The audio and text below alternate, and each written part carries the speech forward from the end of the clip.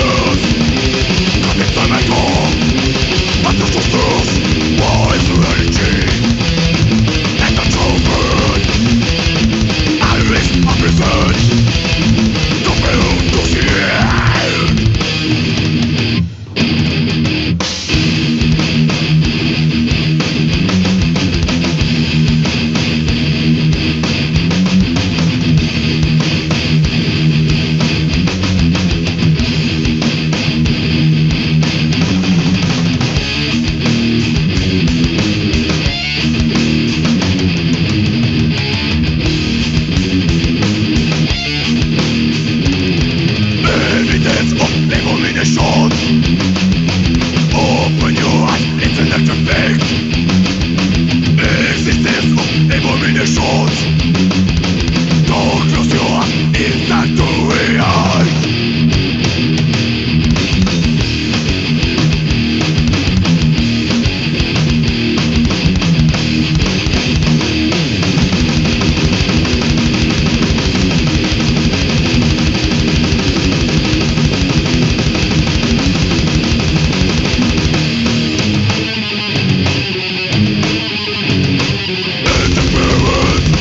Is your excuse, and ignorance is your refuge.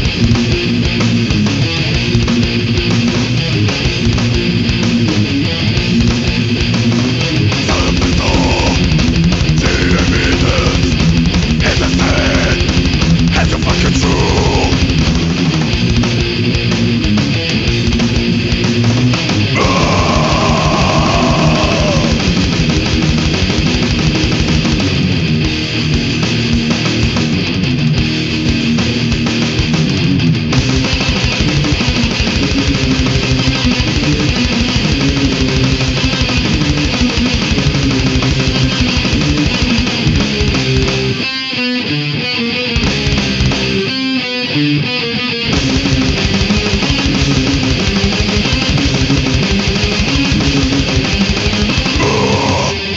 Evidence of abominations.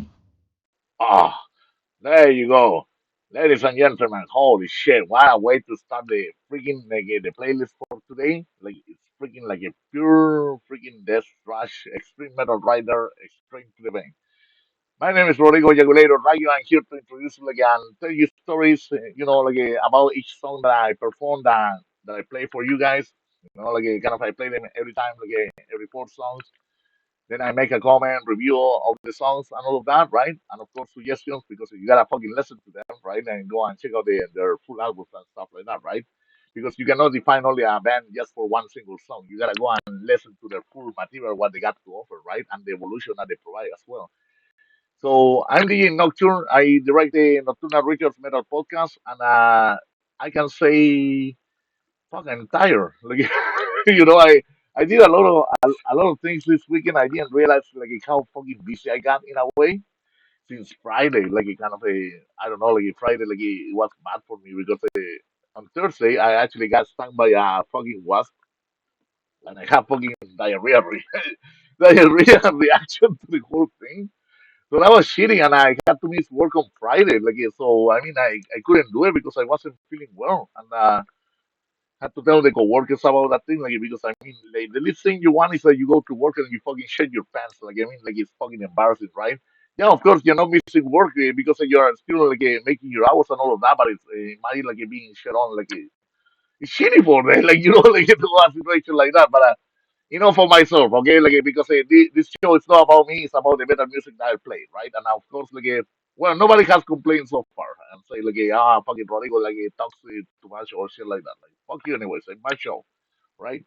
But we're gonna go and check out the different songs that we're playing today. We started with Malevolent Creation, and the thing is, I always like the beginning of how perfect it is, the initiation of this album, of the work.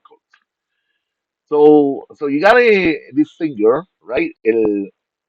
Kyle Simons, right? And former singer of HatePlow. And HatePlow, of course, like a fucking aggro band, underground, but a fucking aggro on the sense aggressive, right? And so it took the turn, during the Malevolent Creation, after Brent Hoffman, kind of he made a comeback back in the Eminem era, right?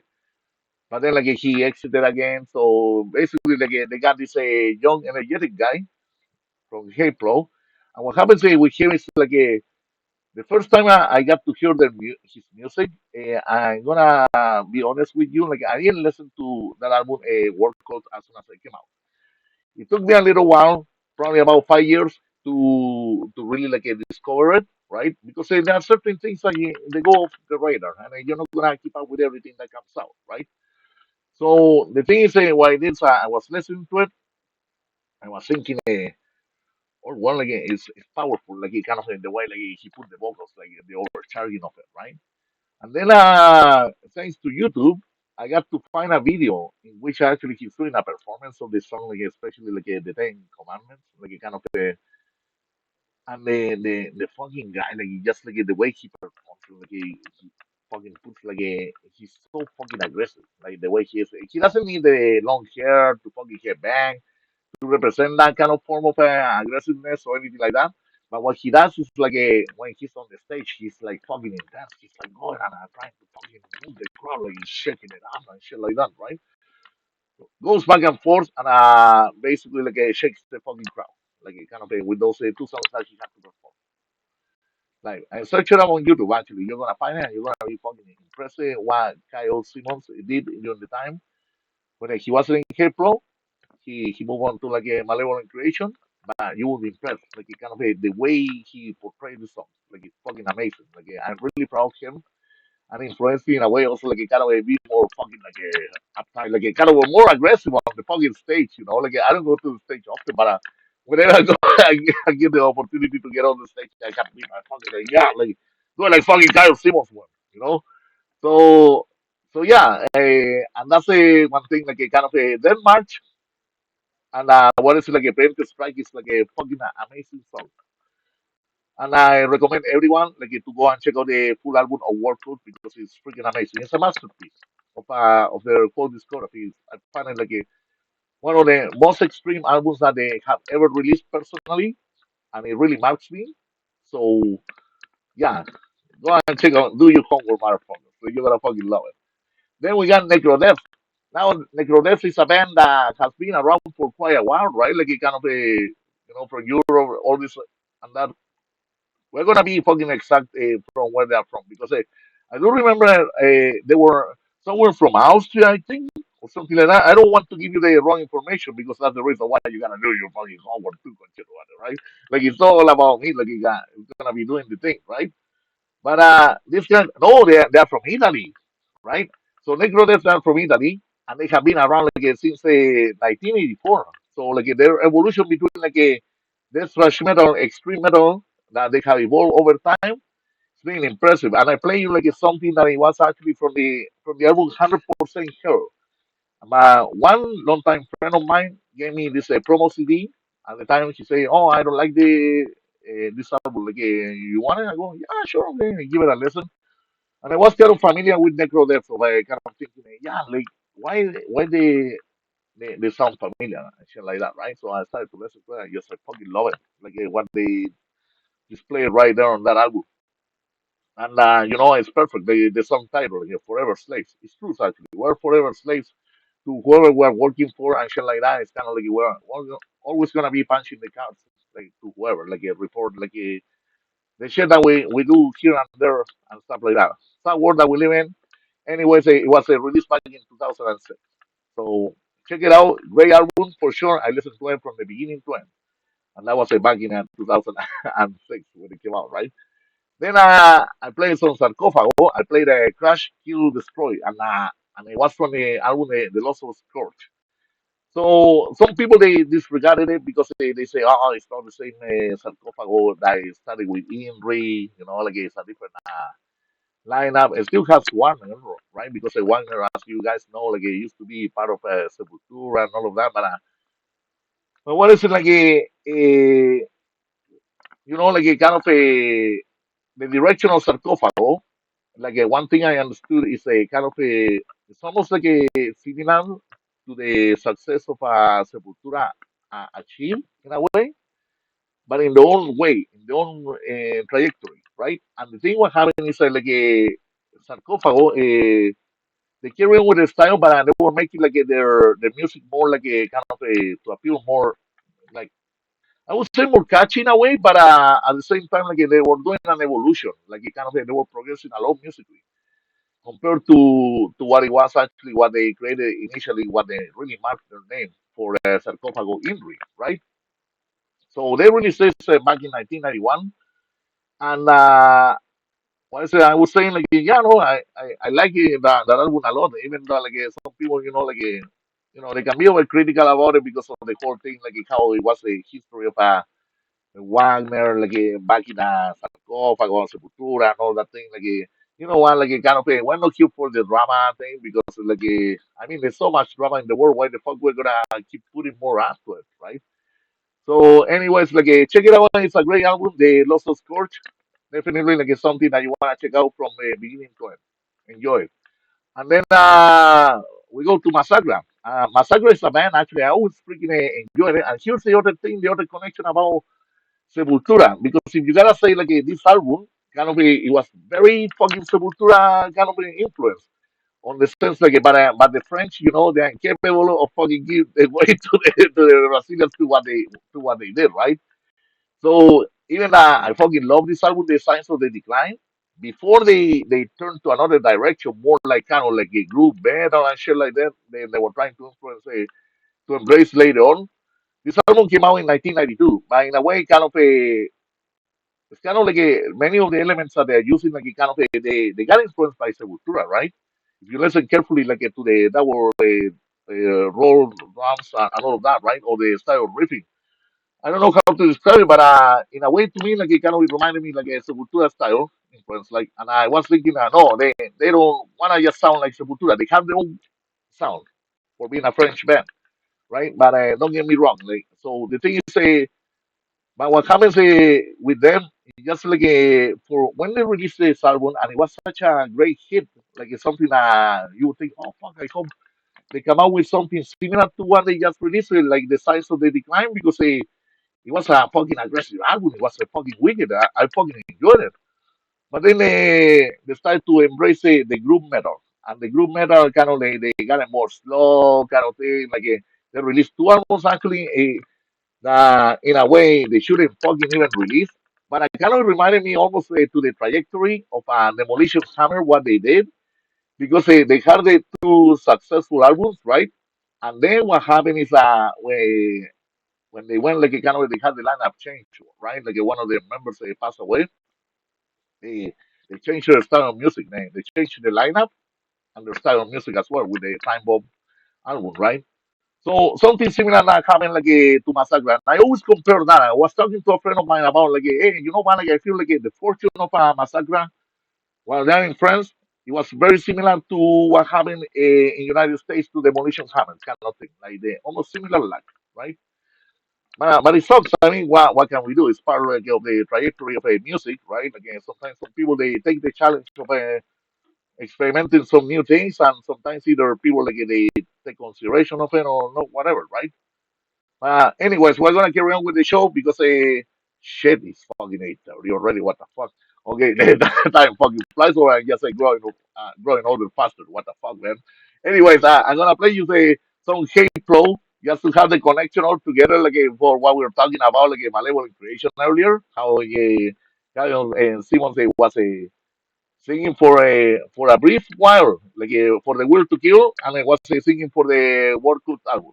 All right, so like you just gonna play you something like let's see, playing that one. Yeah, okay, here we go. Thank you for listening to Nocturnal Rituals Better Podcast. Here we go.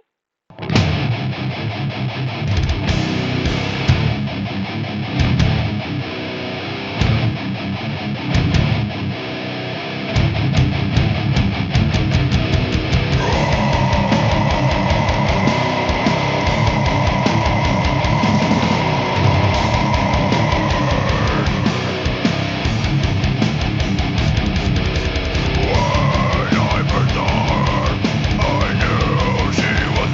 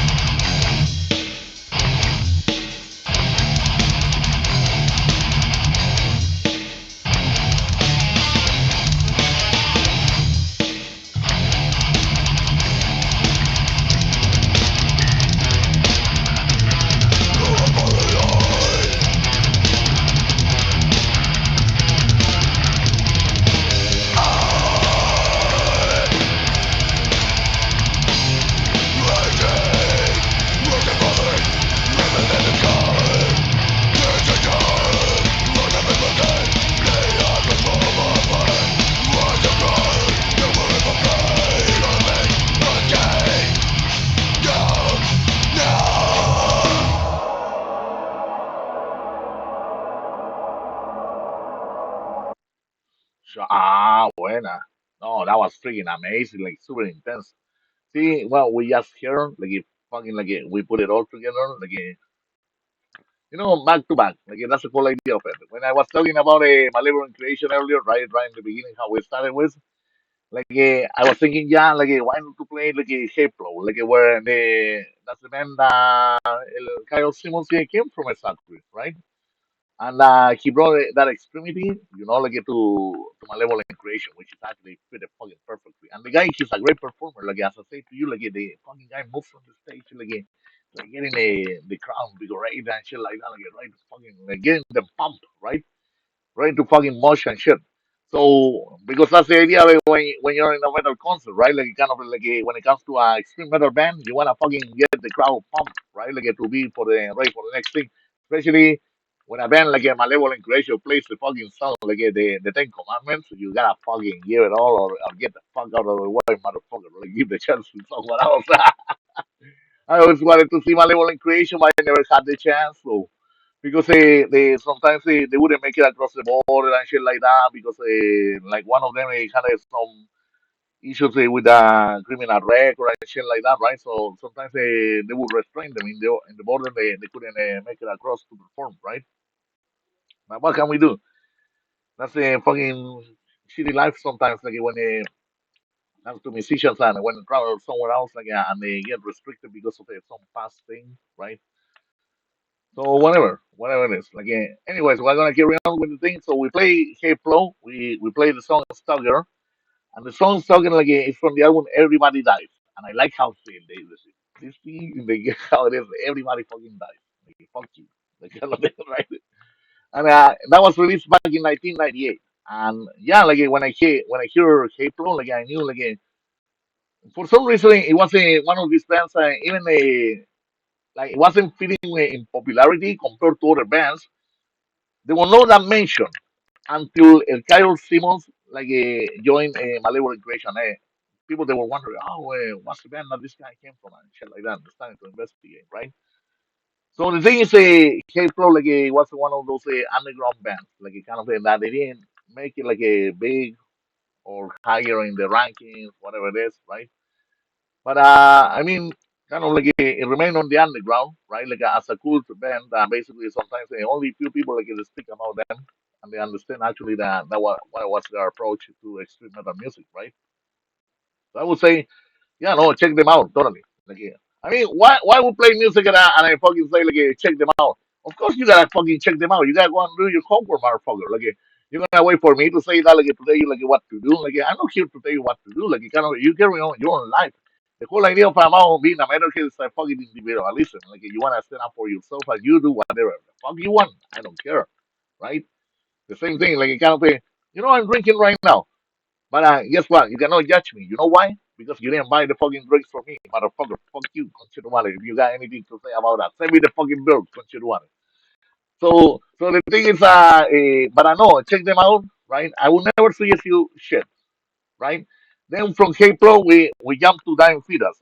So we went to Dying Fetus with the song Abandon All Hope from the album Stop at Nothing. And I remember when Stop at Nothing came out, in 2003, because my band Corporate Riot opened for them, and it was a fucking enthusiastic fucking time. I mean, what can I tell you, right? Like, yeah, no, it was a fucking amazing experience. We played in a December, sometime in December of 2003. And what is it? We play at the Club Rocket in Toronto. And the Club Rocket was, it had the balcony around, kind of on top of the bands and shit like that. And I had some friends that they took some pictures of me, from above and shit like that. But yeah, it was a great experience. And this album, it was fucking great. But at the same time, that was the result of the album. At the same time, they had a lineup change because that's how, and the reason why I put Misery Index right after Nine Pillars is because it's the result of what happened when some of the members they left the band, right? And they built Misery Index, right? And there was a debate at the time in 2003, and believe it or not, okay, it kind of I'm not here to tell you what's better or what not, right? But they had the album Stop and Nothing, and then they had the album Retaliate of Misery Index, right? Stop and Nothing is from Nine Feet Us, right? Retaliate is from Misery Index, and when they had them together, they say, well, kind of it's not the same lineup, right? Kind of some of the members they left and they started on band, right? So when they did that, it's kind of it was in a way the sound kind of there was a simulation, right? It was kind of similar because of the influences that they were playing, the development at the time. But they was having is the on the results of one album it was kind of fucking hitting hard to the core and shit like that. Misery Index got picked up compared to a Stop at Nothing of 9 feet. Can you believe that shit? I couldn't fucking believe it at the time. Kind of my friend, former roommate, actually, he was the owner of the house where I was living at back in between the year 2003 until 2006.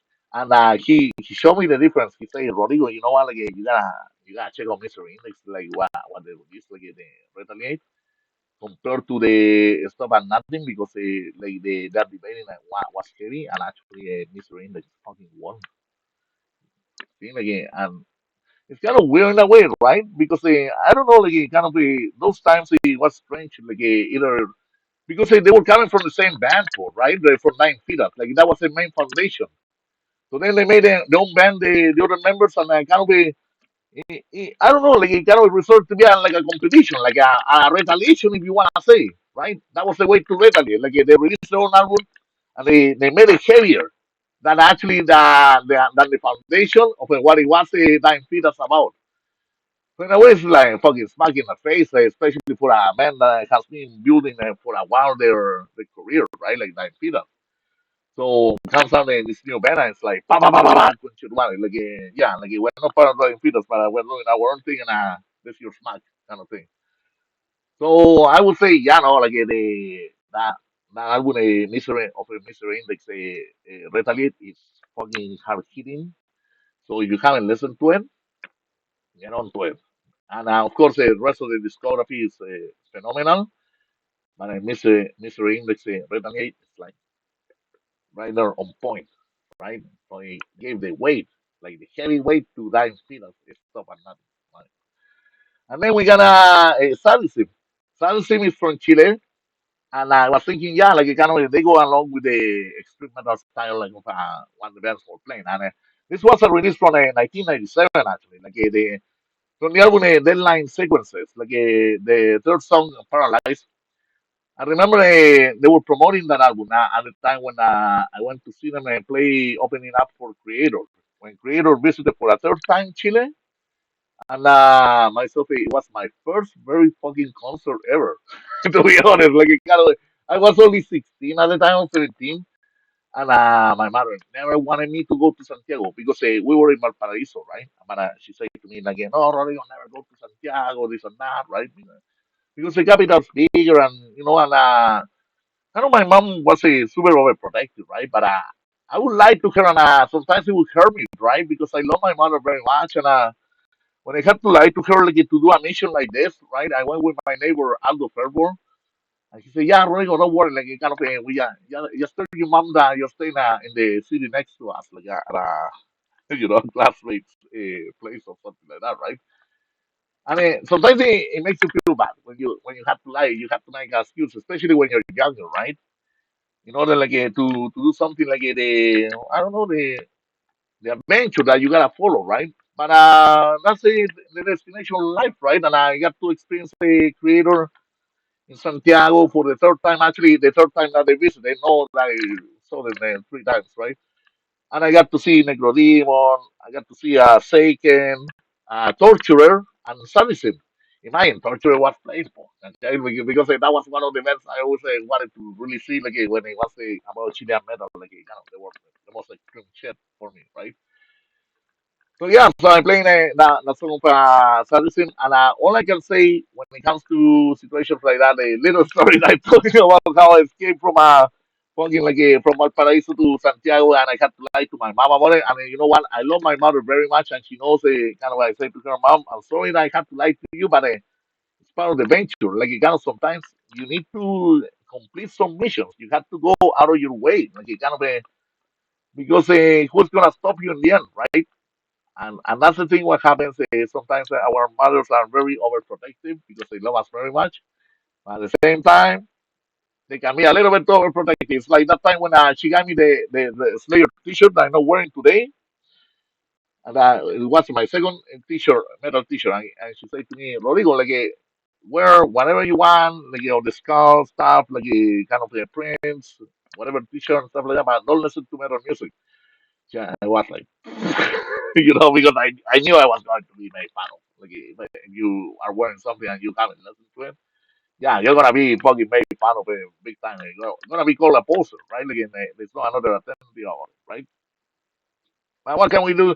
That's the course of life. Like, you just can carry on and do your thing. And then my mother noticed like it wasn't so bad for me when I follow.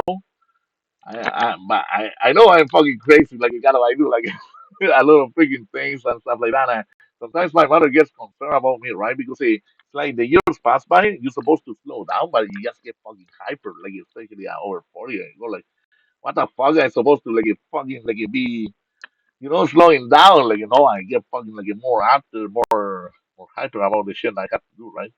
But anyways, we're gonna carry on with the show because for me, always, for me, I know important. Fuck you. Fuck you too. Let's see, we're gonna go and continue with the show. We're gonna play. Actually, I'm gonna surprise you with this one because a lot of people they were looking down on them. But you know what? This guy came back with a big strike. No matter what it is, suck it up, motherfucker. If you don't like it, fuck you. I will never play something that fucking sucks. So dig it, enjoy it.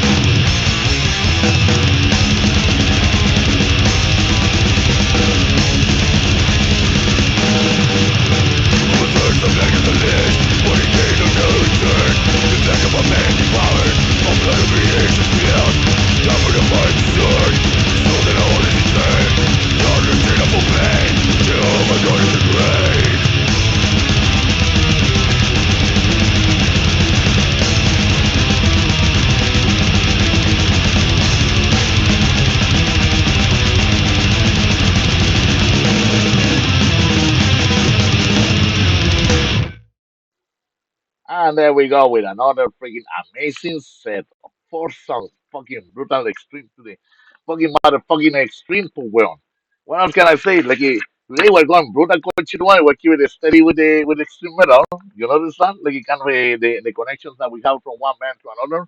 And that's the cool thing, when it opens the interest of one band to another. Like it kind of when it comes to the suggestion part, right? About the influences, what the involvement, like how you keep the whole circle around, the connection within, right?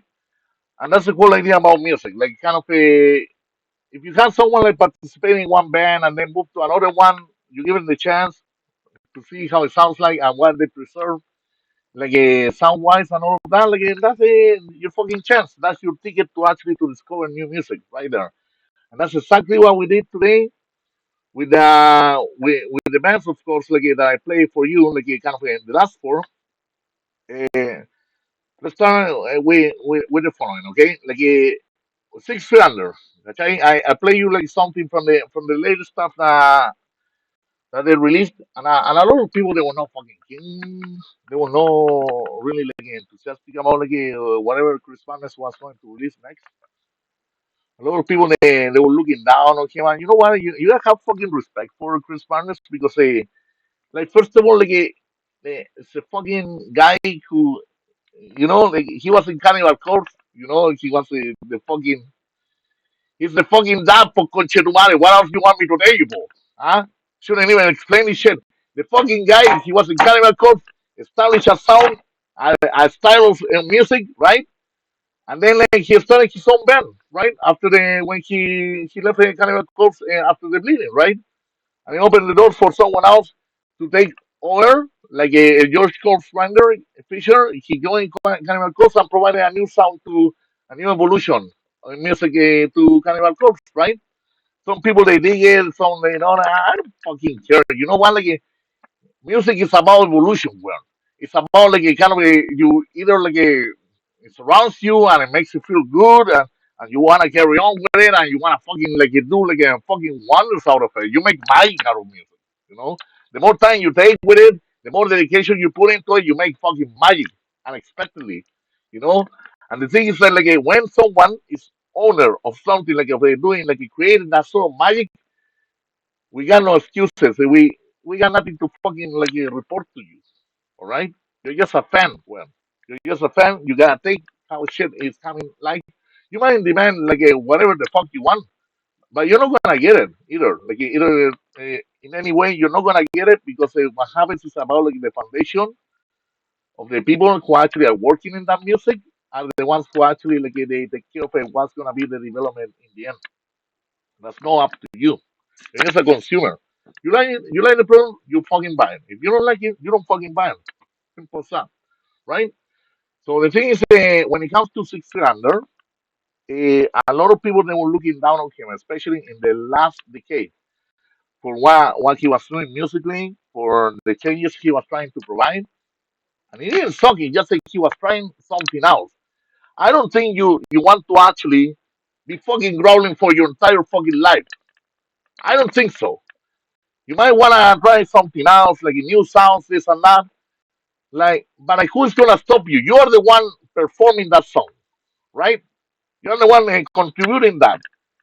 So why the fuck will you stop? Like, who is gonna retain you from experimenting something? You develop the sound, whatever the fuck you want. It's you. Doesn't matter what people they say out there. Oh, that's the sound they say, like the last album or shit like that, or kind of derailing, trying something else, this and that. You know what? If you're gonna fucking accept it, like, fuck you, going shit about it. Like, what the fuck? Like, the whole thing about music is about to evolve, like, to grow. It's an evolution, stages that you go through in life, right? And if you don't understand that shit, it's okay. Like sometimes like everybody goes through different stages in life, right?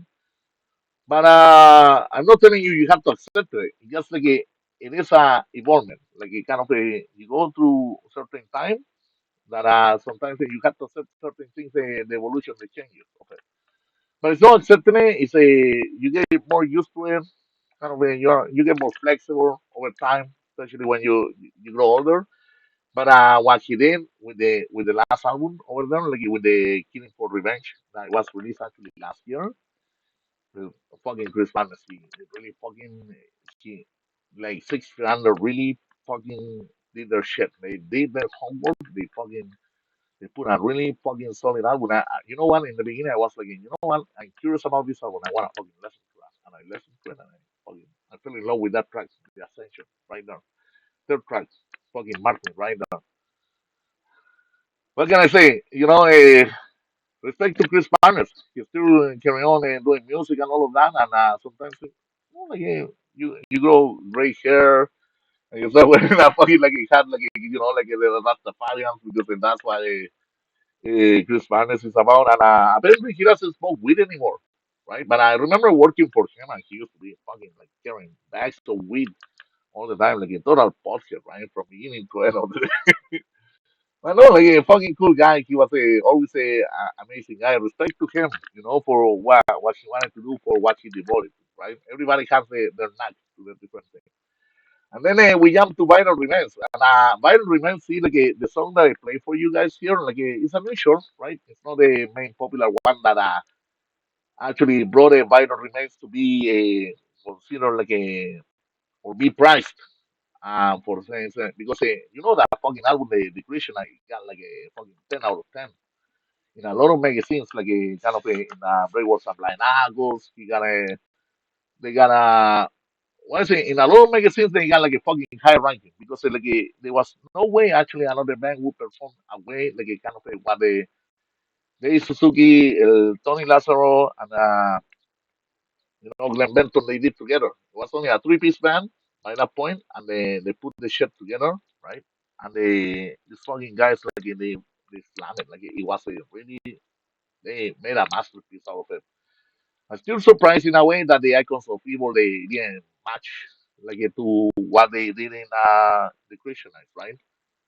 I didn't really like that album, the Icons of Evil. I tried to like it, I tried to listen to it, but I couldn't get onto it. So whenever I listen to the Christianites, always fucking elevated me, made me feel like really fucking good, especially those harmonious guitars and that they were applied to it, it just made a fucking fantastic album, like from beginning to end. And yeah, I know, I shouldn't fucking mention sometimes this thing because kind of when Biden Remains came over here to Toronto in 2010, right? And I was with my band Psychotic Pulse. They didn't make it with the singer, right? Just stranded in the border. So what I did, I talked to Tony last time. I say, hey Tony, can I fill in vocals for the Christian night, right? And I went to do the vocals and I didn't know the lyrics, but I did the vocals, I did the performance. It was fucking cool, great experience. Fucking guy, he called it like was like a karaoke, but it's alright, kind of I have my fun. I did my performance and that was wicked, and even I got photograph about it. So I have some pictures going around on the social media about it, right? And even I appeared on the Wikipedia that I was one of the live performers for the Viral Remains. I know he hates that whole thing, but what can you do? I play live for you guys. You can't discredit me. Fuck you. Then Sinister, I picked a song of Sinister that actually is with Rachel Kaiser. And Rachel Kaiser actually a former singer of Occult, of Pathology, right? It was an album, the Creative Killings album, it was kind of looked down because some people they say the whole gimmick of having a death metal female singer on it, shit like that, right? Kind of because Arch Enemy was coming out with Angela Gosov at the time, right? So kind of and they were kind of thinking oh yeah, they're embracing this thing that where they're putting a female vocalist so it can attract more it can be a new thing that is coming out, it's just changing the whole music industry, making people turn their head to it, right? But the thing is with Rachel Kaiser, which is actually she's a friend of mine on Facebook, and I have interacted with her a few times, especially to speak about music. Thanks to a friend who actually committed suicide a few years ago, and he connected us actually. And this friend actually we met in our childhood, and eventually I saw when he was becoming a metalhead. Myself, I was becoming a metalhead before. before coming to Canada. And then what happened is eventually like he fell in depression because his mother died, and he decided to kill himself.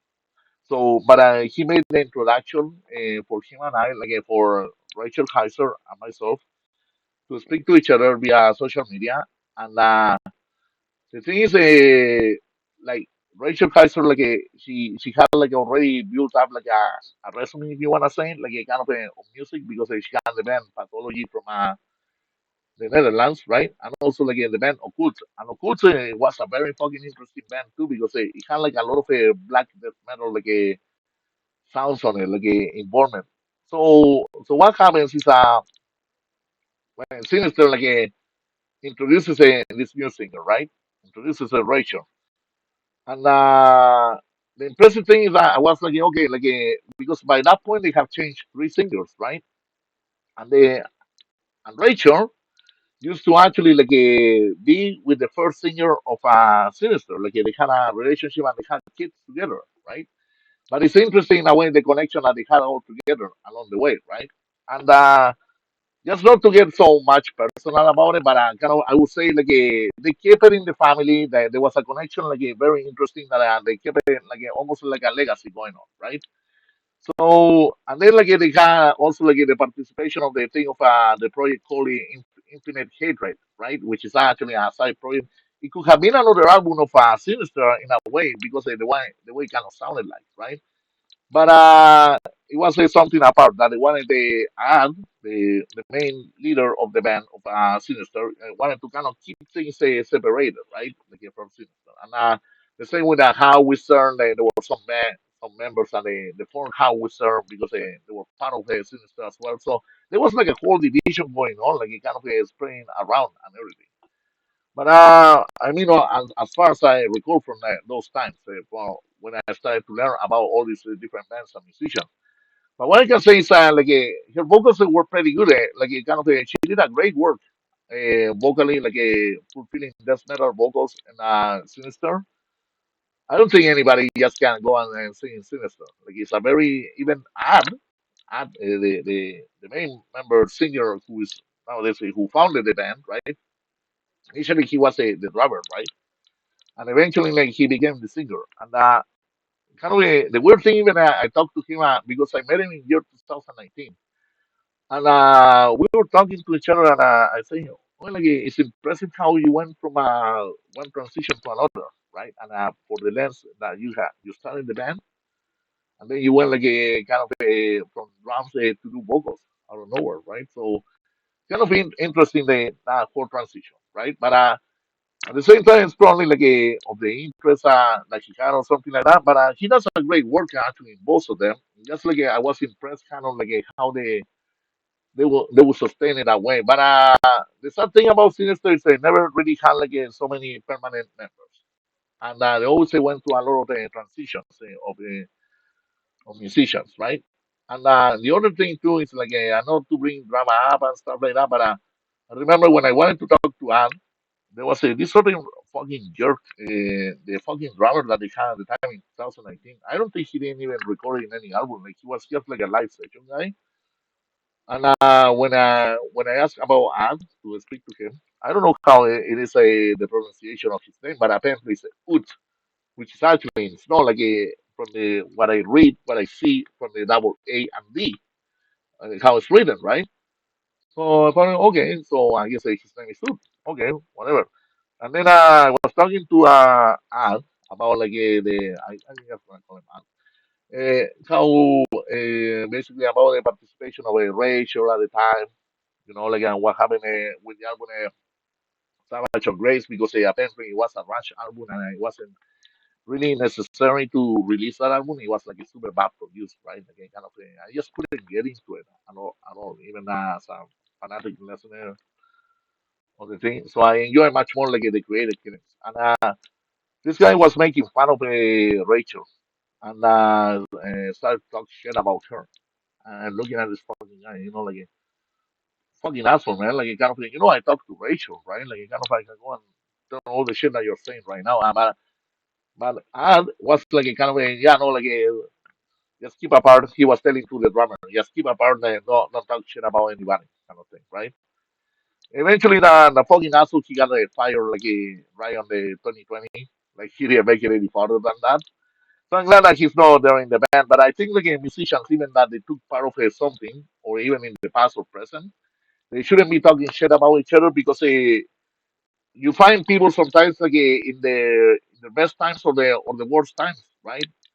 And it's part of the growing process of as humans. Like kind of we have to accept that we're not perfect. Like we make mistakes, but at the same time, the best way to actually to actually correct something that you feel like you have committed as a mistake or something, it's about the self recognition and willing to actually to do something about repairing it or do greater on the sense like to kind of to give the best of yourself for not to happen again, kind of thing, right?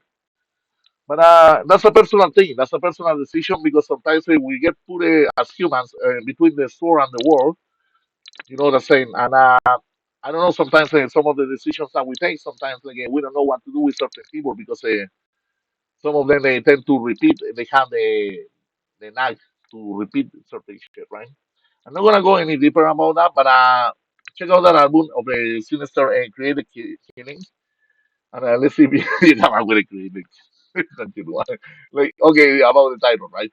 And then like we were playing in Krisiun and Conquerors of Armageddon. I gotta tell you fucking something funny. My wife found the t-shirt of the Conquerors of Armageddon that I got back in year 2000.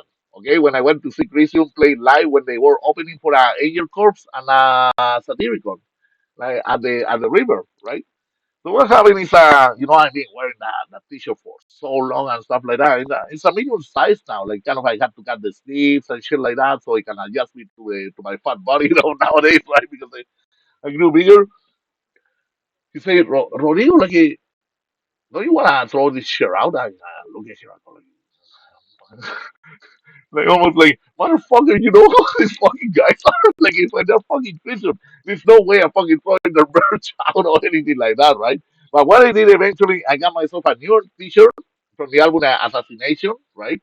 And that's the one that I wear most of the time. But when it comes to the Conquerors of Armageddon, I mostly wear it at home. So if I go ever to a mosh pit or a concert, it doesn't get ripped apart or anything like that. But I take care of it. But the fact that actually my own wife, said to me like about like throwing it out because that t-shirt is fucking old. Ah, ah, that kind of got me like a bit rattled, right? So, but I explained to her about the value of the shirt of having something that is actually from the past, right? And then you keep it preserved. So these guys of Krisiun, of course, Conquerors Armageddon. Now they are coming. They're doing a tour, which actually they're doing a full celebration for 25 years that they released the album, right? And that was actually the album that made them conquer America. Like just like the T-shirt says, like a conquering America 2000, right? In the back of the shirt, below the pentagram. And they kept it steady, like the three brothers, like they kept it steady. Amazing guys. Of course, I didn't think that first of them because my friend from Japan, Shinoeda, and myself, Shinoeda he wasn't so much of a tall guy. He was about the same height as me. And what happened is that one of the guys of Christian was passing by and I fucking shoved him, like he kind of shoved him to the wall kind of thing, like push him, right? Kind of like, wow, almost like fuck you kind of thing, right? And Shin he didn't know that much English at the time, and myself either. So he was like, oh, that guy, the big guy, is fucking like push me, like right, like to the side aggressively. And I went to him and I said, "Oh, for really? For real?" And I went to tap on the shoulder of like, like Brasilero culiao, ¿qué onda? Like, why the fuck you push him? Like, kind of thing. Like, but I didn't know how to say why the fuck you push him because I didn't speak that much English, right? And I got to talk to him eventually. And what happened is that Christian, the three guys, I noticed like even that they are cool, they are nice guys, they are approachable and everything. They had a very interesting attitude, like that rebellious attitude from the beginning. When they made it to North America, they was like kind of like, yeah, we despise the war and shit like that. That kind of attitude, like we are about hatred and things like that. But you respect them because we look up to them. They're great musicians. So the thing is, But when they did that to my friend Shin, it pissed me off, right? Because kind of the guy he was super innocent and he didn't deserve to be shoved like that. You know, like especially these guys about the Krisiun are fucking big. Apparently they used to even do capoeira years ago, like that one they were telling me between Moises and Max. So so what happened is but then I started to talk to them but they were nice. They were talking to me in Spanish and everything. But I said to them, hey, you know what, yeah, that friend over there, the Japanese guy, he said to me that you push him and stuff like that, kind of thing. Don't do that to him, he's a nice guy and everything. He was an exchange student and all of that. And also, I had to stand up for my friend as well because she know that he was my friend, right? And I didn't, he comes from somewhere else, and we barely we could communicate because it was everything about music we were talking about, but we didn't understand each other's English. Kind of, we were trying our best to communicate, but metal music unites us, right? So the lesson of it is a kind of a. Well, I try to even tell Alex or Moises, right? At the time, it's you know, we love your band. It's just don't be, you know, like don't be aggressive to your fans, right? Because we mean well and stuff like that, especially for my friend Shinoeda. He was a wonderful guy. I hope one day I can find him again. I really fucking miss him, you know? I was doing a search for him and I just couldn't fucking find him. I tried for the longest time and sometimes it fucking makes me feel it's fucking depressing in a way because I spent so much with him, when it comes to the metal music and everything like that. We were going to concerts together. We didn't fucking speak English at all. All we would do to each other, it's kind of oh, this band, yeah, and shit like that. And we would share the flyers and we would think, yeah, yeah, okay, I see you on the next time. And sometimes we would have phone conversations. We couldn't understand each other for all, nothing. But we will communicate. We will make the effort. I never look at strangers. To him, he never looked at me as a stranger. He was a part of my birthday, the first birthday I celebrated here in Canada, in Etobicoke, and with my family and everything. And the thing is, when you have memories like that, especially when you're at this point of age, you're 44. In this case, I'm 44. I look back many times and I go fuck man, how many memories I want to rescue from the past, but at the same time, you cannot be stuck in the past. But the best that you can do is I try to reconnect with these people and I still searching for them. So I hope that one day I succeed. I don't give up on it. I don't throw the towel easily. I always persist. And the reason why I persist in everything I do is because of metal music. And this is the reason why I do this program.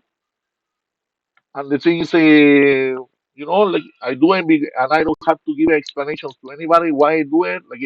The kind of discipline I carry. It's just the passion to it, the integrity, right?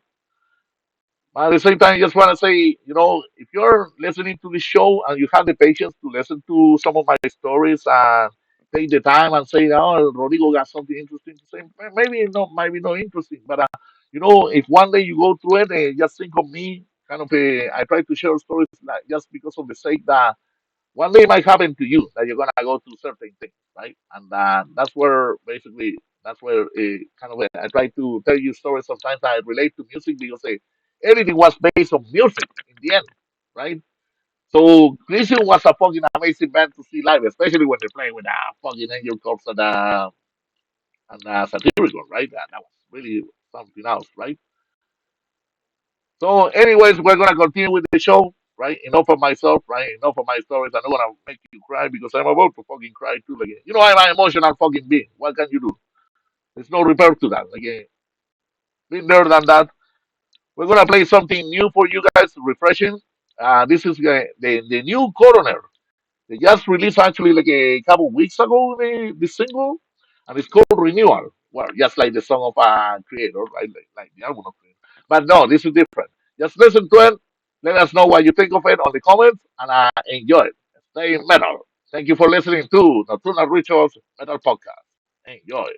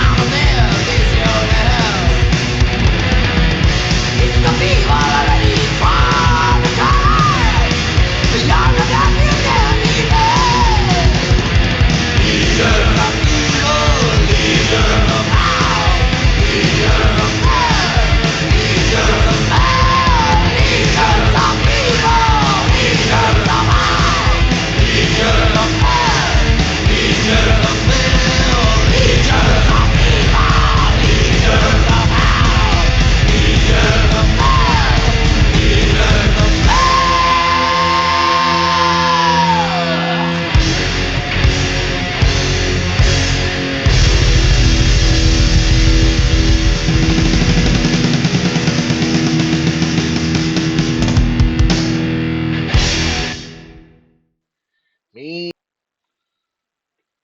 and there we go with another section of some great music that I introduced to you guys. We actually just to say this the following, of course, like a kind of as you can see me like a kind of a we did a little change here, like on things. But of course, I don't know. I'm not sure if you actually can notice it or what it is or what I'm saying. Anyways, so here we are actually like doing a review like of somehow for the last four songs that we played. We played the newest single of a Coroner that got released this year. And as I said before, like a Coroner hasn't been recording for the longest time actually since since 1995 I believe like it kind of when they had a full compilation album years ago. But eventually they reunited as a band and they started to actually like to perform again like a kind of a live concerts and also, like, I had the opportunity to see them earlier this year, in March of this year. Like, I kind of had an opportunity to see them play live along with the band Deceased. And of course, it was a sensational time to see like how live how great they are live to perform and all of that, right? So like kind of I'm hoping they can take the opportunity to return again. And yeah, like the other thing too is like a kind of a to see like if they're fully gonna come up and prepare on a full album or whatnot, right? So I really enjoyed actually the new song, and looking forward like to see what else they got to provide out of it, right? Then we jump to Powermad, and I played something like from the album that they released like back in 2015 that it was called like a yeah, was it 2015? Yeah, exactly was the album Infinite.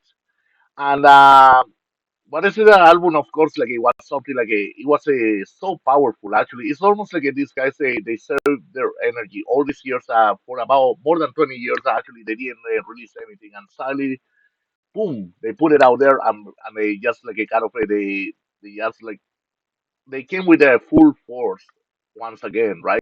I played this the second track from that album, Infinite, that is called By a Thread, and also like a kind of as you notice, like it's very like a freaking pounding and fast, like a incredible, like amazing, like the way they how aggressive that song is, right? So I totally recommend that album if you haven't also like a listen to it, like a I like the full discography. I mean, it's a short, precise discography what Power Man had, but yeah, I totally enjoyed it, like always. Like I always been a fan of their music. Then we jumped like to Mekong Delta, and I play like a music of their second album, which is called like the music of Eric San, which it was released back in 1988. And I play the song like King will come. I King will come. That's what it is. So, yeah, okay. And I almost say like a kingdom come. See, like a kind of like how I get confused, but I know this is I King will come, and that's the eighth track of the album of the music of Eric San album. And yeah, like Mekong Delta, of course, the specialty like in every single album, like it's very technical thrash metal, but at the same time they embrace a lot of progressive elements over the years.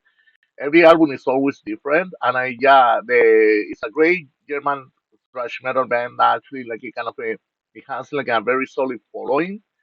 I don't think they ever really come here like to North America or tour anywhere else, but it would be like a something like amazing. Like if well, if they're still around and performing, like it would be sensational to see them play live, right? One of which is actually in the bucket of bands I would like to see playing live, definitely. And so make sure to check out that second album. It's different than the first one, and as I say to you, they always got something new to offer every single time. And then we go to Iron Angel. And Iron Angel, of course, Hellish Crossfire, like their first album that they released back in 1985, like it's totally like freaking amazing. Like it kind of there's no way actually you can disregard this from your collection of thrash metal albums. And the song Legions of Evil, like it's just so badass, it's so anthemic. Like almost like every single song that they have, like they play like in a way so anthemic, it makes you go and sing along and thrash out like to the best possible.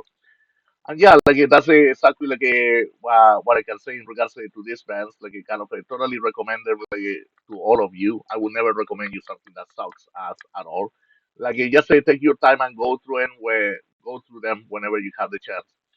And also, I wanna to say like a kind of a congratulations to my friend Andres Castro, who is actually like a who just traveled like to Colombia to basically like to a place like what is it to go and host the Subterranean Metal Fest, Subterranean Bogota Fest, right? And which is actually like a kind of it's gonna have a lot of underground black metal bands, and which is actually like you can search it up like on the social media, and you will see actually like the different bands that they have listed over there. And also because since we played a song of Sarcofago earlier, they have also like they have a band performing they play the music of Sarcofago that is called the Lost Kill Destroy, right? And which is actually I still gotta give a lesson to that like to see how they sound like nowadays, and hopefully I'm gonna be obtain like some what is the footage of their performances very soon. So I'm looking forward to that. All the best to my friend Andres Castro in his festival, and hopefully like it's a whole success. And I'm looking forward like to see him on the way back whenever he returns, so we can talk about music and the different things that we get to share. Like always a fun time with him. Now we're gonna carry on with the show. Since we got actually a few minutes left, we got the last four songs to play for the night, and I'm gonna go and take you to a little blast from the past again. So, here we go with some Flotsam and Jetsam. No place for disgrace. Here only on Nocturnal Rituals Metal Podcast. Enjoy.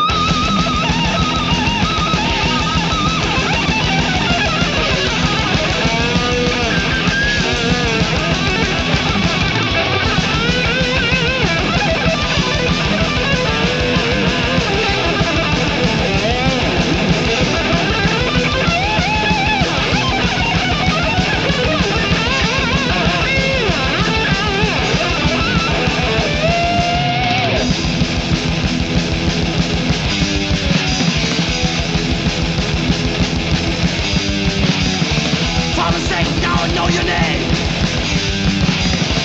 Let's find no more pain. Travel now, stay instead. Daily visions in my head. Father Saint. Father Saint. Father Saint. Fallen.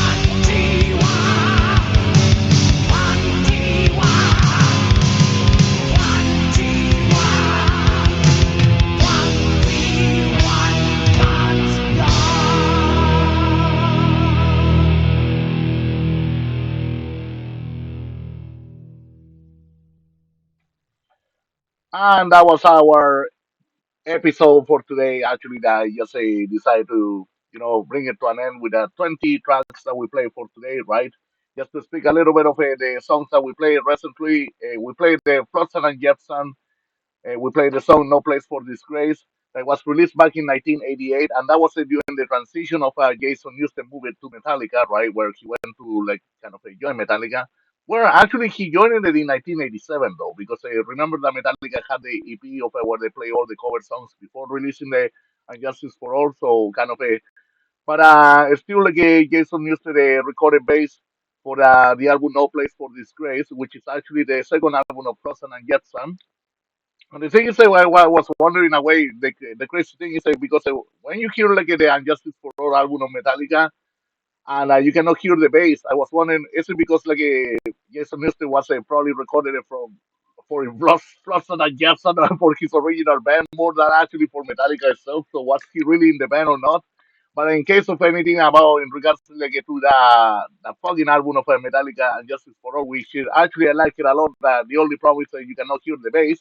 Eventually, years later, there was an album that appeared out of nowhere that I say like "Injustice for Jason." So basically, you can actually hear the bass of it, and that's the amazing thing of it. Like it kind of that's the reason why like it's called "Injustice for Jason." That he deserved to go to put the fucking bass tracks on the fucking album eventually, right? So the freaking sucks in a way like it kind of that we couldn't hear it in the original album, but eventually, there's always justice in the end, right? It might be blind, but it's there one way or the other. And yeah, like so check out the second album of Flotsam and Jetsam whenever you have the chance. It's called No Place for Disgrace, and that's the actual title that we played earlier. Then when we play some Exhumer, and Exhumer, the German band actually that released the album Possessed by Fire back in 1986, and some people they were classifying sometimes them like a kind of sounding very Slayerish, especially the song that I played, the Fallen Saints, which is actually the third track of this album. It sounded like a very almost like a black magic if you listen carefully to it, like a from Slayer, like a Show No Mercy, right? But at the same time, like a kind of a you gotta think actually during those times, especially in the thrash metal era of the 80s, many bands they were really influencing each other, right? So there was a very unavoidable in a way that one band or the other was going to actually to take certain riff style or the other like to pass on to each other. So that's part of the influence and also building a legacy for what it was going to come up for what it is, the actual metal music scene that you hear these days are basically like it's all part of a whole evolution, right? And also rescuing some or or songs or sounds that actually once they was invented, right? So it's not really exactly a copycat thing. It's just a way of passing on a certain way of a dialogue or culture, if you want to say. And then we got the band Living Death that actually like I played something from the first album Metal Revolution. Actually, like hold on. Um, yeah, actually, yeah, from the album Metal Revolution, we played the song "Screaming from a Shambles." And the thing is, this fourth track of this album, it was actually like a like a kind of a for that band, it was a whole evolution as well. The way they in every single album they were putting out, it was like a sounding different, totally different from each other. And not so long ago, I had the opportunity to listen to the last album that they put out back in 1988, the one that came out after Protected from Reality.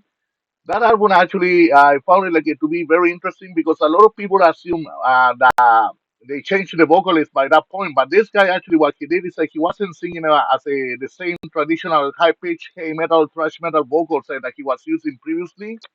He actually like used more of a baritone way of singing, and at the same time it was kind of confusing because I even thought it was a different singer. So when I went to Metal Archives to check exactly if it was the same singer or not, surprisingly it was the same singer. So that's pretty strange situation. And whatever happened to that band, that's too bad actually that we haven't heard anything new from them. But I'm sure they're around one way or the other, or they make some special appearances, performances, like a worldwide or anything like that, right? But it's a great band to check out. Definitely, like they released like four solid albums.